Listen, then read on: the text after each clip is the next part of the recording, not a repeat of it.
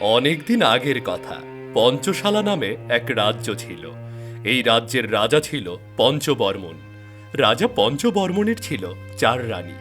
রানীদের মধ্যে 3 বড় রানীর 3টি পুত্র সন্তান ছিল, কিন্তু ছোট রানীর কোনো সন্তান ছিল না। রাজার কোনো কন্যা সন্তান না থাকায় রাজা মনে মনে কন্যা সন্তানের অভাব বোধ করত। এক রাতে রাজা ছোট রানী মল্লিকার কক্ষে ঘুমিয়েছিল। তখনই রাজা স্বপ্নে দেখতে পায়।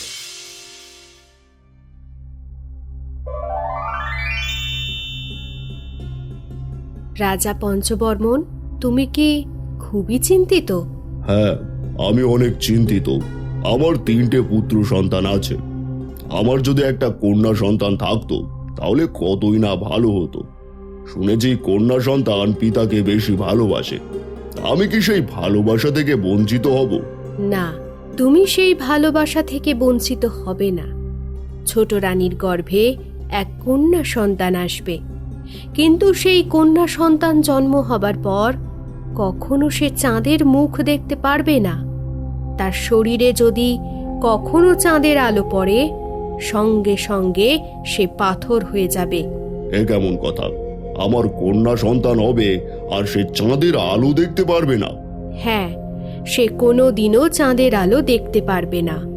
তুমি যদি এই শর্তে রাজি থাকো, তাহলে ছোট রানীর গর্ভে এক কন্যা সন্তান আসবে। ঠিক আছে, ছোট রানীর যদি কোনো কন্যা সন্তান হয় তাহলে আমি তাকে কখনো চাঁদের আলো দেখতে দেব না। বেশ, তাহলে এই শর্ত তুমি ভালো করে মনে রাখবে। কখনো স্বপ্ন ভেবে অবহেলা করবে না।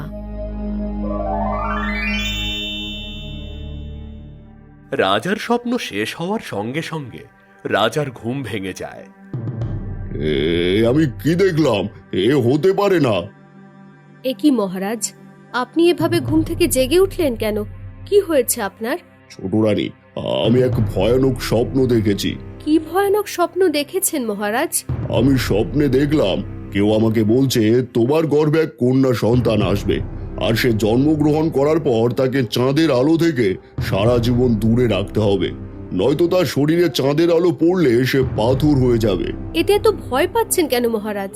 স্বপ্ন তো স্বপ্নই হয়, স্বপ্ন কখনো সত্যি হয় না। না রানী, সে বলেছে এটা স্বপ্ন বলে অবহেলা করলে চলবে না, আর আমি যে তাকে কথা দিয়েছি। বেশ তো, আমাদের যদি কন্যা সন্তান হয় তাহলে আমরা তার শরীরে কখনো চাঁদের আলো পড়তে দেব না। চাঁদের আলো থেকে তাকে দূরে রাখলে তো আর ভয় থাকবে না। এবার ঘুমিয়ে পড়ুন মহারাজ। হ্যাঁ হ্যাঁ, তো ঠিকই বলেছো, ঠিকই বলেছো। হ্যাঁ, এবার ঘুমিয়ে পড়ুন।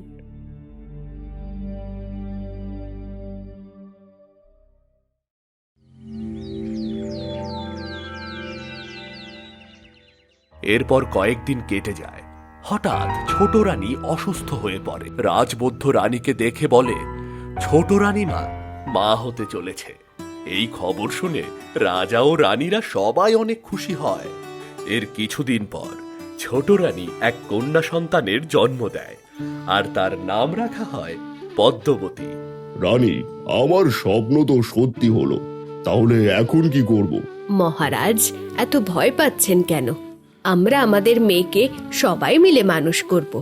তাকে কখনো চাঁদের আলোয় বের হতে দেব না। হ্যাঁ মহারাজ, আপনি এ নিয়ে চিন্তা করবেন না। আমরা সবাই মিলে আমাদের পদ্মাবতীকে বড় করব। তার শরীরে কখনো চাঁদের আলো পড়তে দেব না। তোমরা আমার চিন্তা মুক্ত করলে। আমি রাজকুমারীকে দেখার দায়িত্ব তোমাদের সবার উপর অর্পণ করলাম। তোমরা সবাই মিলে আমার 3 পুত্র আর এক কন্যাকে সমানভাবে ভালোবেসে মানুষ করবে, যাতে এরা বড় হয়ে বুঝতে না পারে কে কার আসল মা। হ্যাঁ হ্যাঁ মহারাজ, আমরা আমাদের সন্তানদের সেভাবেই মানুষ করব। আপনি দেখবেন, বড় হলে এরা কেউ বলতেই পারবে না কে কার আসল মা। বেশ, তোমরা তাহলে এদের দেখাশোনা করো, আমি আমার কাজে গেলাম। এরপর 4 রানী মিলে 3 রাজকুমার আর এক রাজকুমারীকে ভালোবেসে মানুষ করতে থাকে। এরপর কেটে যায় দীর্ঘ 18 বছর। এখন 3 রাজকুমার ও রাজকুমারী অনেক বড় হয়ে গেছে। তারা ভাই বোন একে অপরকে প্রাণ দিয়ে ভালোবাসে। তাদের এমন ভালোবাসা দেখে রাজা রানী সবাই খুশি থাকে। সবাই মিলে কি আলোচনা করছো? পিতাজি, আগামীকাল আমাদের একমাত্র বোনের জন্মদিন। এবার আমরা তাকে অনেক দামি কিছু উপহার দিতে চাই।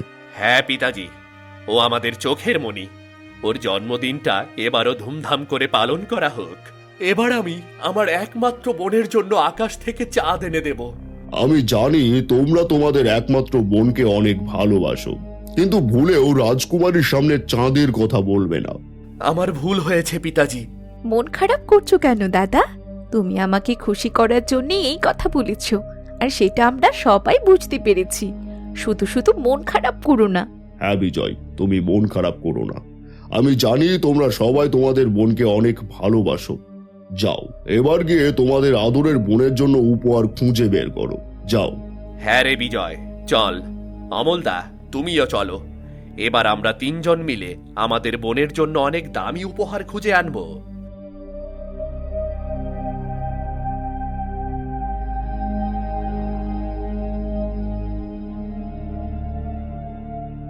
সত্যি আমি আমার এমন 3 পুত্রকে পেয়ে গর্বিত।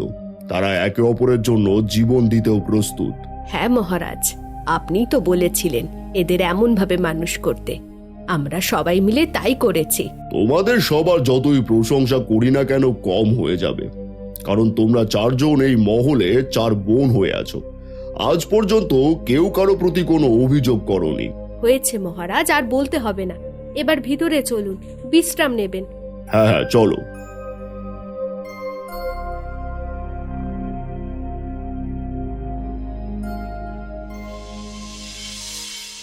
পরের দিন রাজকুমারীর জন্মদিনে 3 রাজকুমার রাজকুমারীকে 3 রঙের দামি জহরত উপহার দেয়।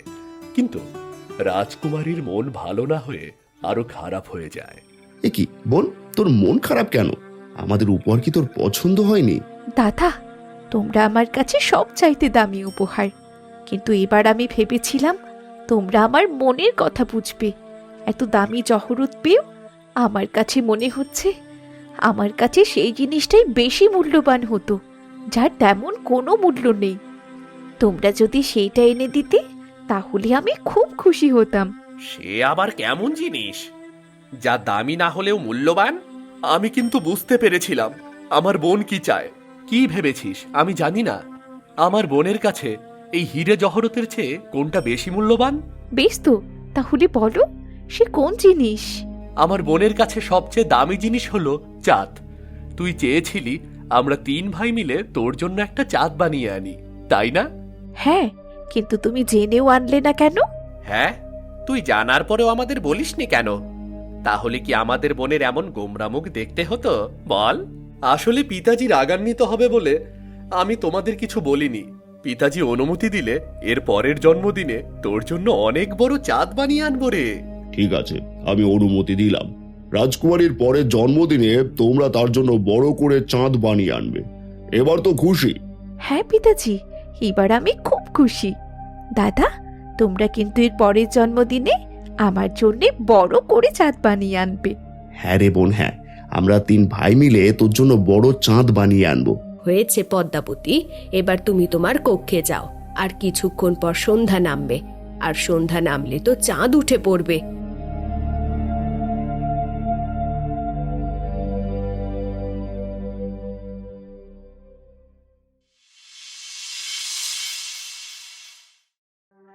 সেদিন রাতের বেলা রাজকুমারী তার কক্ষে শুয়েছিল, কিন্তু কিছুতেই তার ঘুম আসছিল না। তার মন বারবার চাইছিল আকাশের চাঁদকে একবার দেখতে, কিন্তু রাজকুমারীর কক্ষে কোনো জানালা ছিল না। ছিল শুধু সামান্য একটি ছিদ্র, যা দিয়ে বাইরের পরিষ্কার অক্সিজেন ভেতরে আসতো। না, আজ কেমন যেন ঘুমই আসছে না। বারবার শুধু চাঁদ দেখতে মন চাইছে। সবার মুখে শুনেছি বাইরের চাঁদ অনেক সুন্দর। না, যতই সুন্দর হোক না কেন, সেটা আমার জন্য বিপজ্জনকও হতে পারে। বাইরে চাঁদ কিছুতেই দেখা যাবে না। হঠাৎ রাজকুমারীর মধ্যে কি যেন হয়ে যায়। রাজকুমারী তার সকল বারণ ভুলে গিয়ে দেয়ালের সেই ছোট্ট ছিদ্রের দিকে এগিয়ে যায়। এরপর রাজকুমারী সেই গর্ত দিয়ে বাইরের আকাশের দিকে তাকায়। তখন আকাশ থেকে মেঘ সরে গিয়ে চাঁদের আলো পরিষ্কার হয়ে ওঠে, আর সেই আলো রাজকুমারীর মুখে পড়তেই রাজকুমারী পাথরে পরিণত হয়ে যায়। এদিকে রাজা বড় রানীর কক্ষে ঘুমিয়েছিল। হঠাৎ রাজা স্বপ্নে দেখতে পায় রাজা পঞ্চবর্মন, তুমি তোমার মেয়েকে চাঁদের আলো থেকে দূরে রাখতে পারোনি, তাই তোমার মেয়ে পাথরে পরিণত হয়েছে। এসব কি বলছো?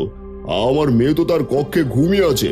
তাছাড়া আমার মেয়ে তো জানে চাঁদের আলো তার জন্য কতটা বিপজ্জনক। হ্যাঁ জানি, কিন্তু ভাগ্যে যা লেখা থাকে তা কখনো পরিবর্তন করা যায় না।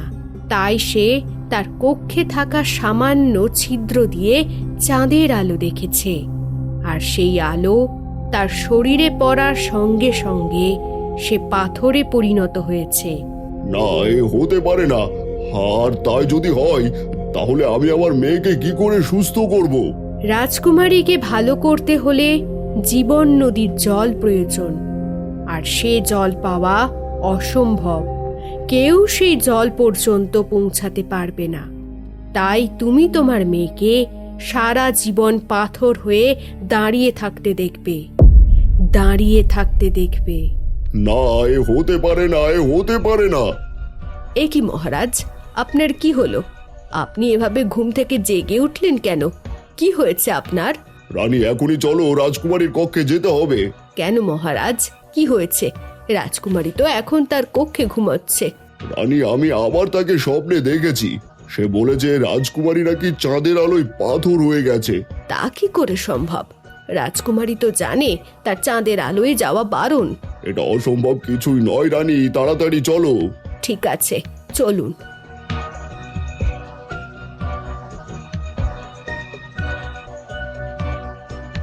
পদ্মাবতী, পদ্মাবতী, ওঠো পদ্মাবতী, ওঠো পদ্মাবতী। এ কি মহারাজ, রাজকুমারী তো আপনার ডাকে সাড়া দিচ্ছে না। না না না না না, নিশ্চয়ই কোনো না কোনো বিপদ হয়েছে। তুমি যাও, তাড়াতাড়ি সবাইকে ডাকো, যাও।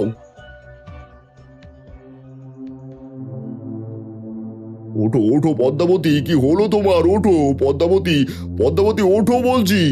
রাজা অনেক সময় রাজকুমারীকে ডাকার পরেও রাজকুমারীর কোনো সাড়া পাওয়া যায় না। তখন সেখানে 3 রাজকুমার ও 4 রানী এসে উপস্থিত হয়। কি হয়েছে পিতাজি? রাজকুমার, তোমাদের বোন দরজা খুলছে না, আর আমার ডাকে কোনো সাড়াও দিচ্ছে না। কিন্তু পদ্মাবতী এমন করছে কেন মহারাজ? জানি না, তবে আমি কিছুক্ষণ আগে স্বপ্নে দেখেছি পদ্মাবতীর শরীরে চাঁদের আলো পড়ায় পদ্মাবতী পাথর হয়ে গেছে। তাহলে এখন কি করব পিতাজি? আমাদের বোন দরজা খুলছে না, তার মানে ও নিশ্চয়ই কোনো বিপদে পড়েছে। দাদা, তাড়াতাড়ি দরজা ভেঙে ফেলতে হবে। সবাই সরে দাঁড়াও। আর দাদা, তোমরা আমাকে সাহায্য করো।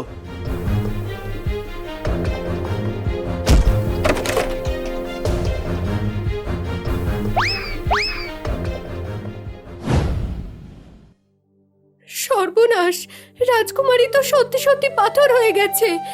কেন এমন করলি মা, কেন এমন করলি? পিতাজি, আমাদের বোন আমাদের কাছ থেকে চাঁদ দেখতে চেয়েছিল। আমরাও তো ওকে কথা দিয়েছিলাম, তারপরে ও কেন এমন করলো? পিতাজি, আমরা আমাদের একমাত্র বোনকে এভাবে দেখতে পারবো না। আপনি বলুন, কি করে আমরা বোনকে ভালো করতে পারবো? এছাড়া আর কি বা করবে?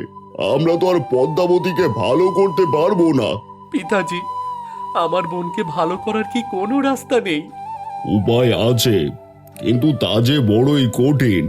তোমাদের বোনকে ভালো করতে হলে জীবন নদীর জাদুর জল প্রয়োজন, কিন্তু সেখানে পৌঁছনো কারো পক্ষে সম্ভব নয়। কারো পক্ষে সম্ভব না হলেও আমি সম্ভব করব। প্রয়োজন হয় আমি আমার বোনের জন্য জীবন দিয়ে দেব। শুধু কি তুই আমাদের বোনের জন্য জীবন দিতে পারবি? আমি আমার বোনের জন্য মরতে রাজি আছি। তোমরা কি ভেবেছ আমার বোনের এমন পাথর হয়ে থাকা আমি সইতে পারবো? আমি আমার বোনের জন্য কিছুই করব না। আমিও আমার বোনের জন্য প্রয়োজন হয় আমার প্রাণটা দিয়ে দেব, কিন্তু আমার বোনকে আমি সুস্থ করবই করব। তোমরা এসব কি বলছো? আমি আমার একমাত্র মেয়েকে হারিয়েছি, আমি আর তোমাদের হারাতে চাই না। না মহারাজ, এরা 4 ভাই বোন একই সুতোয় গাঁথা। এরা কেউ কাউকে ছাড়া ভালো থাকবে না। যাক, এরা গিয়ে ওদের বোনকে ভালো করার ব্যবস্থা করুক। হ্যাঁ মহারাজ, আমরা আমাদের মেয়েকে এভাবে পাথর হয়ে থাকতে দেখতে পারবো না। আমাদের মেয়েকে আমরা সুস্থ দেখতে চাই। এতে যা হবার হবে। আজ বুঝতে পারলাম শুধু ওরা ভাই বোন নয়, তোমরা 4 ভাই বোন এক সুতোয় গাঁথা একটি মালা। যাও, তোমরা গিয়ে তোমার বোনকে মুক্ত করার ব্যবস্থা করো, যাও। চলো দাদা। জীবন নদীর জল নেওয়ার জন্য 3 রাজকুমার মহল থেকে রাতের আধারে বেরিয়ে পড়ে। তারা যেতে যেতে সকাল হয়ে যায়। সকালবেলা তারা এক জাদুকর রাক্ষস নদীর তীরে গিয়ে পৌঁছায়। এ কি? এ তো আগুনের নদী। আমরা এখন নদী পার হব কি করে? হ্যাঁ, এই নদী পার না হলে তো আমরা সামনের দিকে এগোতে পারবো না। এখন কি করে এই নদী পার হব? দাদা, এই আগুনের নদী পার হওয়ার জন্য আমাদের যে কোনো একটা উপায় বের করতেই হবে। কোনো উপায় নেই, শুধু একটি উপায় আছে। কে কে কথা বললো কে? আমি এই নদীর মাঝি। এটা মরণ নদী। এই নদী পার হওয়া এত সহজ নয়। এই নদী পার হওয়ার একটি মাত্র উপায় আছে। তাহলে বলো, বলো কি উপায়ে আমরা ওই নদী পার হতে পারবো? বলো।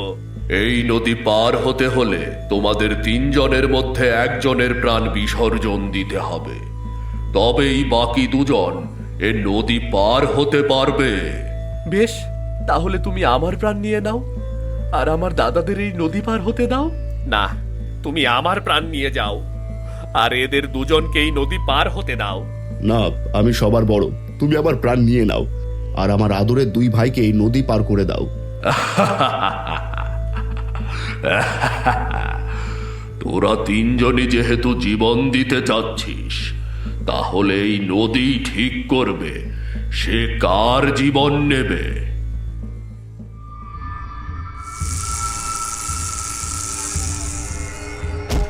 না, এ হতে পারে না। না দাদা, তুমি আমাদের ছেড়ে চলে যেতে পারো না। দাদা, দাদা। যা, এবার তোরা এই নদী পার হয়ে যা। যা। চল রে বিজয়, দাদা তার জীবন দিয়ে আমাদের জন্য এই রাস্তা তৈরি করে গেছে। এবার চল।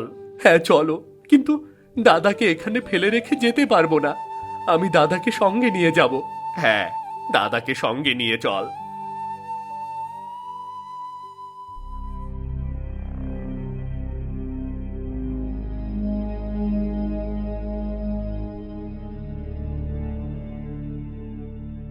এরপর 2 রাজকুমার তার মৃত বড় ভাইকে নিয়ে অগ্নি রাস্তা দিয়ে যেতে থাকে। তারা যেতে যেতে এক সময় রাস্তার শেষে অগ্নি গিরিখাতের কাছে গিয়ে পৌঁছায়, যেখানটা পার হতে পারলে জীবন নদীর গুহার কাছে পৌঁছানো সম্ভব। এ কি দাদা, এখন কি করব? এখন এই অগ্নি গিরিখাত পাড়ি দেব কি করে? আর এই গিরিখাত পাড়ি না দিলে তো আমরা জীবন নদীর গুহার কাছে পৌঁছাতে পারবো না। উপায় তো একটি আছেই, আমাদেরকে শুধু সেই উপায় খুঁজে বের করতে হবে।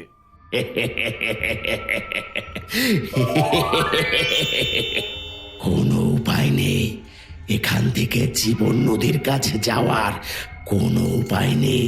তুমি কে, আর তুমি কি করে জানলে এখান থেকে যাওয়ার কোনো উপায় নেই? আরে আমি জানবো না তো কে জানবে? আমি হলাম এই জায়গার পাহারাদার। যা যা, ফিরে যা। তোরা কখনো এই গিরিখাত পার হতে পারবি না। ফিরে যা, ফিরে যা। না, আমরা ফিরে যাব না। প্রয়োজন হয় আমরা এই অগ্নিতে ঝাঁপ দিয়ে প্রাণ দিয়ে দেব, তবু আমরা পিছু ফিরে যেতে পারবো না। আমরা যদি আমাদের একমাত্র বোনকে ভালো না করতে পারি, তাহলে প্রাণ নিয়ে ফিরে গিয়ে কি করব? প্রাণ দিবি? প্রাণ দিবি? বেশ বেশ, তাহলে দে, তোর প্রাণটা আমাকে দে, তাহলে আমি তোর জীবিত ভাইকে এই গিরিখাত পার হতে সাহায্য করব। না, তুমি আমার প্রাণ নিয়ে নাও, আর আমার দাদাকে যেতে সাহায্য করো। না, ও আমার আদরের ছোট ভাই। তুমি আমাকে মেরে ওকে এই অগ্নিগিরিখাত পার করিয়ে দাও, পার করিয়ে দাও। না, আমার প্রাণ নিয়ে নাও। না, আমি তোর প্রাণ নেব না, আমি ছোটদের প্রাণ নেই না।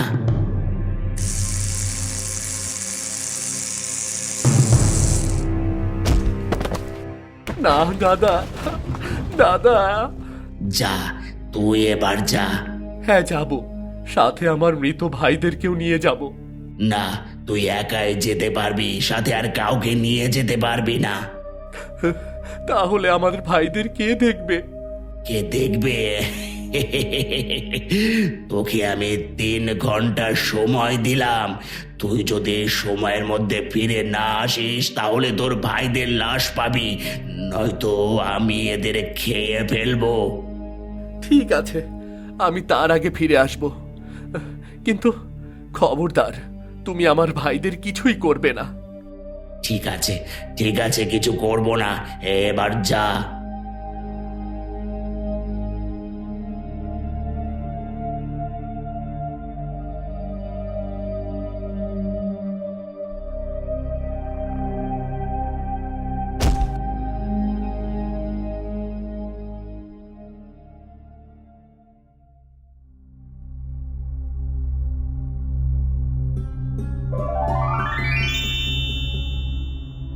এসো, এসো রাজকুমার, আমি তোমার জন্যই অপেক্ষা করছি। এসো। কিন্তু আপনি কি করে জানলেন আমি এখানে আসব? আমি সব জানি, আর এটাও জানি তুমি এখানে কেন এসেছো। তোমার বোনকে ভালো করার জন্য এই জীবন নদীর জল চাও, তাই তো? হ্যাঁ, আমি আমার বোনকে ভালো করার জন্য আমার 2 দাদাকে হারিয়েছি। এখন এই জীবন নদীর জল নিয়ে গিয়ে আমার বোনকে ভালো করতে চাই। এই জীবন নদীর জল কেউ জীবিত থেকে পায় না। এই জীবন নদীর জল নিতে হলে তোমাকে তোমার প্রাণ উৎসর্গ করতে হবে। হ্যাঁ, আমি আমার প্রাণ উৎসর্গ করতে প্রস্তুত, কিন্তু তার বিনিময়ে আমার বোনকে আমি ভালো করতে চাই। বেশ, তাহলে তুমি তোমার প্রাণ নিজ হাতে উৎসর্গ করো, তাহলে এই জীবন নদীর জল তোমার বোনের কাছে পৌঁছে যাবে। ঠিক আছে, আমি এখনই আমার প্রাণ উৎসর্গ করছি।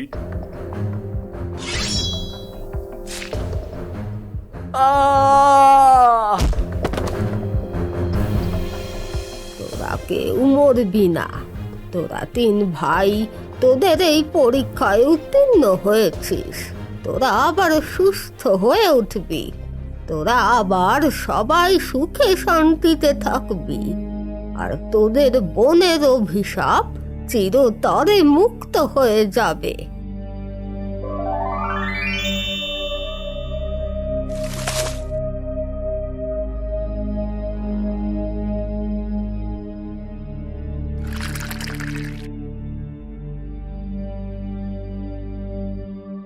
এ কি, আমি মরিনি? তাহলে আমি আমার প্রাণ উৎসর্গ করতে ব্যর্থ হয়েছি? না, তুই ব্যর্থ হোসনি, তুই সফল হয়েছিস। আর শুধু তুই নয়, তোর 2 ভাই এখনো জীবিত আছে।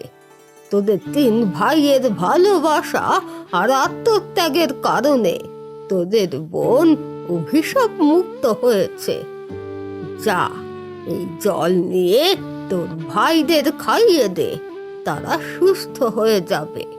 আর এই জল তোর বোনের পাথরের মূর্তির উপর ছিটিয়ে দিলে সেও ভালো হয়ে যাবে।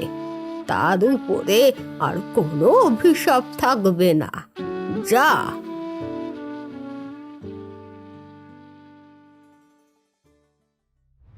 ছোট রাজকুমার জীবন নদীর জল নিয়ে গিয়ে তার ভাইদের কাছে পৌঁছায়।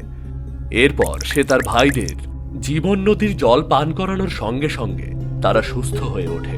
এরপর 3 রাজকুমার জীবন নদীর জল নিয়ে মহলের উদ্দেশ্যে রওনা হয়। এদিকে 4 রানী আর রাজা তাদের পুত্রদের নিয়ে অনেক চিন্তায় পড়ে যায়। তখনই 3 রাজকুমার জাদুর জল নিয়ে সেখানে হাজির হয়। তোমরা এসেছো? হ্যাঁ পিতাজি, এসেছি, আর সঙ্গে করে জীবন নদীর জাদুকরি জলও নিয়ে এসেছি। তাহলে আর দেরি করো না, তোমাদের বোনের ওপর ওই জল ছিটিয়ে দাও।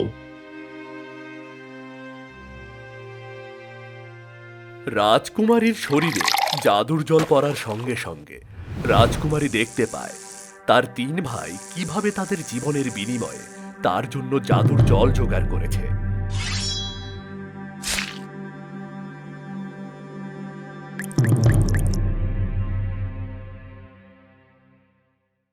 এরপর রাজকুমারী পাথর থেকে মানুষে রূপান্তরিত হয়ে সবাইকে সব ঘটনা বলে দেয়।